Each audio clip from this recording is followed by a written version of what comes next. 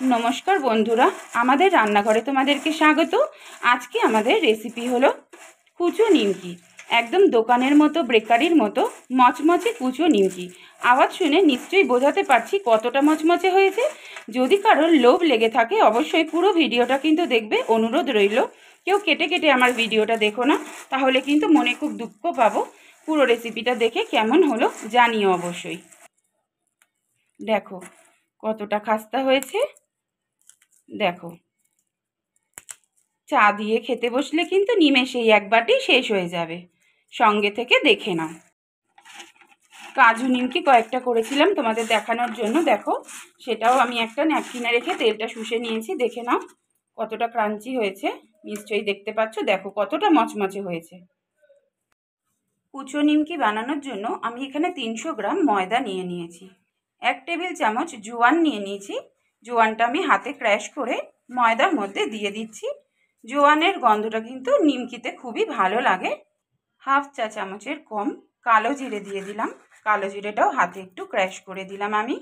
जेहेतु निमकी लवण तो दितेই হবে, लवणेर स्वादटा निमकिते एकटू নোনতা নোনতা হবে খেতে। 1 चा चामच চিনি দিয়ে দিলাম। বাইরে যে নিমকিগুলো আমরা কিনে খাই সেগুলোর মধ্যে কিন্তু লবণ চিনি দুটোই দেওয়া থাকে। চিনি দিলে কিন্তু নিমকিটা খেতে খুব সুন্দর হয়। 3 টেবিল চামচ রিফাইন তেল দিয়ে দিলাম।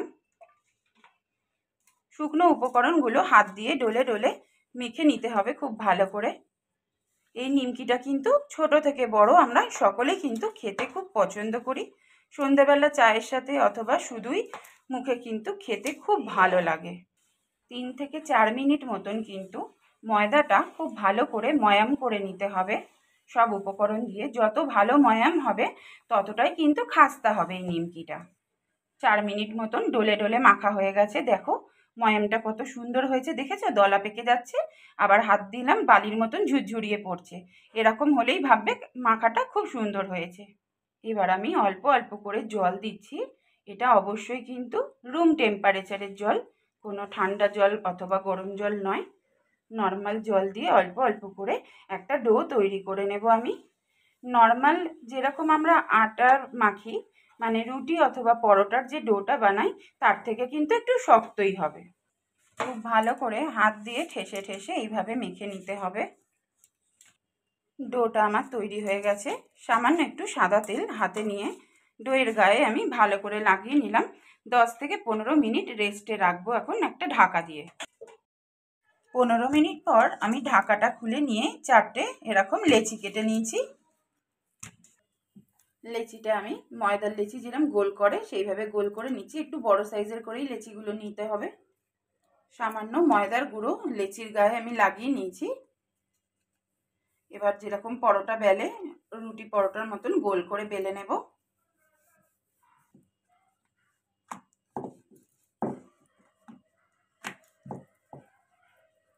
পাতলা করে কিন্তু পরোটাটা আমার বেলা হয়ে গেছে। এবার আমি একটা জলের বোতলের মুখ খুলে নিয়েছি, নিয়ে এরকম কাজুর শেপে কেটে নিচ্ছি। দু রকমেরই করে তোমাদের দেখাবো। অল্প কয়েকটা এরকম কাজুর মতো কেটে নিচ্ছি।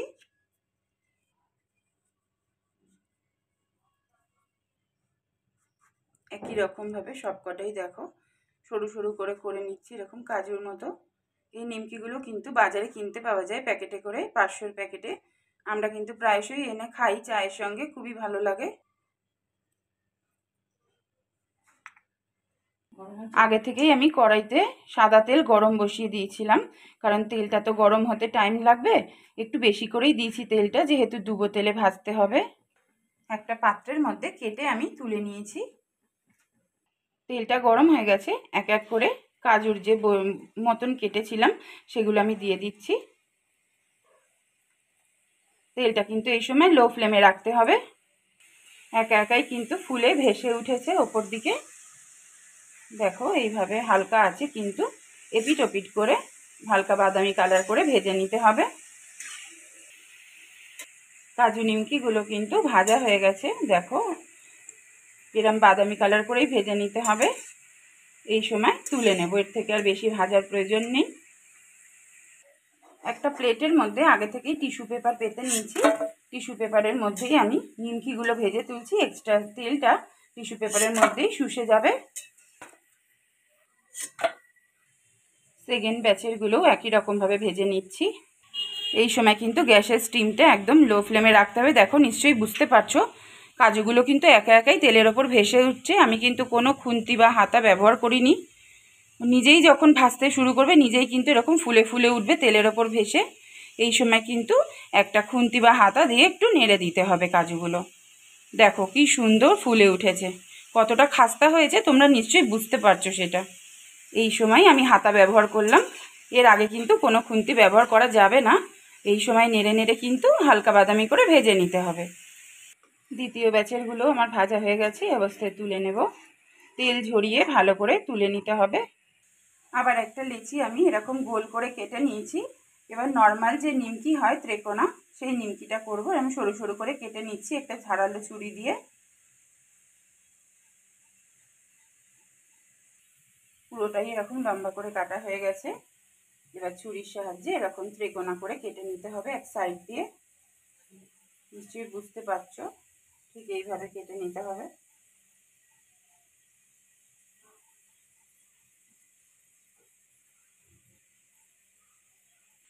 ত্রিকোণা করে সব নিমকিগুলো কেটে একটা পাত্রের মধ্যে তুলে রেখেছি। তেলের মধ্যে এক এক করে নিমকিগুলো সব ছেড়ে দিচ্ছি। এই সময় কিন্তু নিমকির গায়ে হাত লাগানো যাবে না। একা একাই নিমকিগুলো যখন ভাজা হয়ে যাবে, দেখো ফুলে ফুলে নিজেই উঠছে তেলের মধ্যে। কতটা খাস্তা হয়েছে নিশ্চয়ই বুঝতে পারছো তোমরা। দেখো ভেসে উঠেছে তেলের ওপরে। এই সময় কিন্তু গায়ে হাত লাগানো যাবে না, এক পিঠটা নিজে নিজেই হয়ে যাবে। তারপরে একটা শান্তা অথবা খুন্তির সাহায্যে নেড়ে ওই পিঠটা ঘুরিয়ে দিতে হবে। এবার আমি একটা খুন্তির সাহায্যে এপিট ওপিট করে ঘুরিয়ে দিচ্ছি। এই সময় কিন্তু গ্যাসের আঁচটা একদম লোতে রাখতে হবে, বাড়ালে কিন্তু নিমকিগুলো লাল হয়ে যাবে, ভেতরে কাঁচা থেকে যাবে। নিমকিগুলো কিন্তু আমার ভাজা হয়ে গেছে এপিট ওপিট করে। এক একটা ব্যাচ ভাজতে কিন্তু মিনিমাম 4 থেকে 5 মিনিট করে টাইম লাগবে। একদম হালকা আছে কিন্তু ভাজতে হবে। আর একটা থালায় আমি আবার টিস্যু পেপার পেতে নিয়েছি, তার মধ্যে ভেজে তুলে নিচ্ছি নিমকিগুলো, যাতে এক্সট্রা তেলটা টিস্যু পেপারের মধ্যে শুকিয়ে যায়। একই রকমভাবে সেকেন্ড ব্যাচটাও ভেজে নিচ্ছি। আঁচ একদম কমানো থাকবে এই সময়। দেখো নিজে নিজেই কিন্তু ফুলে উঠছে নিমকিগুলো। ময়াম যত ভালো হবে নিমকিও কিন্তু ততটাই ভালো হবে। সেই জন্য ময়দাটা মেখে কিন্তু রেস্টে রাখতেই হবে 15 থেকে 20 মিনিটের মতন। তারপর আবার ঠেসে নিয়ে কিন্তু নিমকিগুলো করে নিতে হবে। আরও একটা লেচি আমি বেলে নিচ্ছি গোল করে, একদম পাতলা করে কিন্তু বেলে নিতে হবে এই নিমকির জন্য। দেখো ঠিক এরকম পাতলা হবে পরোটাটা। আবার আমি ছুরি দিয়ে এরকম পাতলা করে কেটে নিচ্ছি লম্বা লম্বা করে।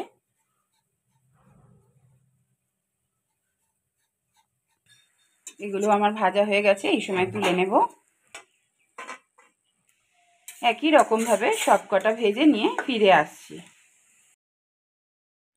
সবকটা কুচু নিমকি কিন্তু ভেজে আমি একটা পাত্রের মধ্যে তুলে নিয়েছি ন্যাপকিন রেখে। দেখো সবকটাই আমার সুন্দরভাবে ভাজা হয়ে গেছে। নিশ্চয়ই আশা করি বুঝতে পারছো কতটা ক্রাঞ্চি হয়েছে, আওয়াজটা শোনো।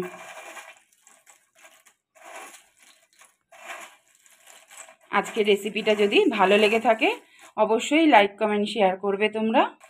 আর নতুন বন্ধু যারা আমাদের রান্নাঘরে আজকে প্রথম এসেছো আমার রেসিপি দেখতে, অবশ্যই কিন্তু সাবস্ক্রাইব করে আমার পাশে থেকো।